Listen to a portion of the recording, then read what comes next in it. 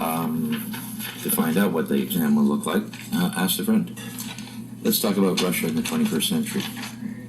I think a really good answer about Russia in the 21st century would give me some background. 1917, the revolution.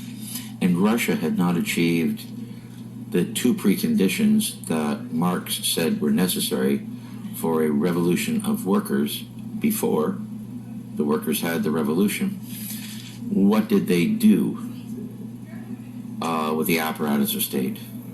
They mobilized human and natural resources to turn what had been a relatively backward economy into a modern industrial one. With what consequences? In the war with Germany between 1939 and 1945, the Russian economy was able to replace Russian losses more quickly than the German economy could replace its losses. The Great Patriotic War, the Russians refer to it. Millions of Russian civilians died. 7 to 8 million Russian combatants died. And they could rightly claim that they saved the West from fascism in Europe. 4 out of every 5 German soldiers who died during the war died on the Eastern Front. And what thanks did they get? From 1945 to 1991, the ideological and technological competition with the United States known as the Cold War. It was expensive. It was ideological and it was technological. And a conflict between free market and a command economy. Before 1991, it was apparent to Soviet leadership that they were spending more money than they could afford on the technologies of the Cold War and falling further and further and further behind. December 1991, the Soviet Union collapsed. This is the Buzz Lightyear moment. I think we underestimate its importance. Russians went to bed the night before, number 1 or number 2. They woke up the next day with half the population and half the economic resources that they'd had as the Soviet Union the day before. The Buzz Lightyear moment. And perhaps NATO and the European Union were overly enthusiastic about hoovering up the Soviet socialist republics that had gained their independence, Soviet bloc countries like Poland and Hungary, moving the border of Western Europe closer and closer to Russia, and probably posing a very real threat. At this moment, I think it's would be appropriate to quote General Zhorozolsky, a Pole, who observed after the fall of communism, you can make fish soup out of a fish. I've never done it, but I'm told that you can. But what you can't do is turn fish soup back into a fish. So how do you turn state-owned enterprises into publicly traded enterprises? Who has the money to buy them?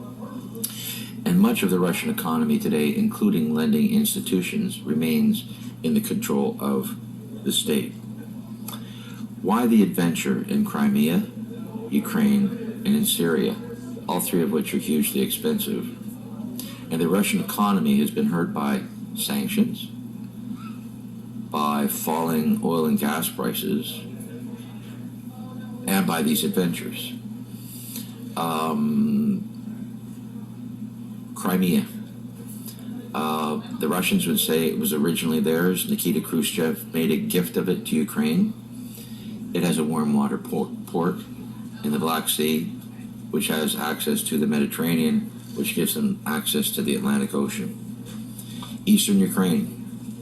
Eastern Ukraine is home to the Kievan Rus, the ancient ancestors of the Russian people.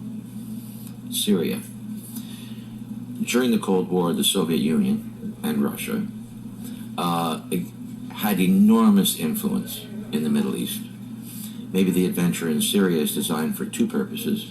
1, political stability in the neighborhood, and 2, reaffirming their position in the Middle East. Um,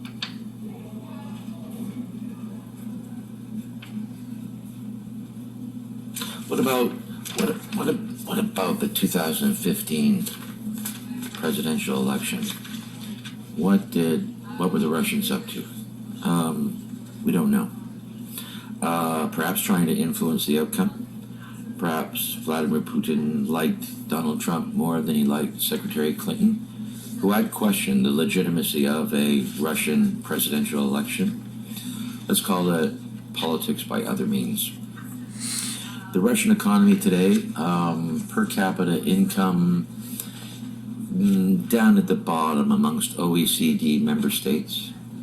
As I said earlier, hurt by sanctions imposed by the West for the annexation of Crimea and the intervention in eastern Ukraine, and heavily dependent on natural resources. Oil prices falling, it's becoming increasingly difficult for the Russians to maintain to continue with these adventures, which quite possibly sell at home. Nationalism, patriotism. I think it was, who was it? Who said patriotism was the last refuge of the scoundrel? I'm going to guess Palmerston, but that's probably not right. Nationalism sells. An adventure in Crimea boosts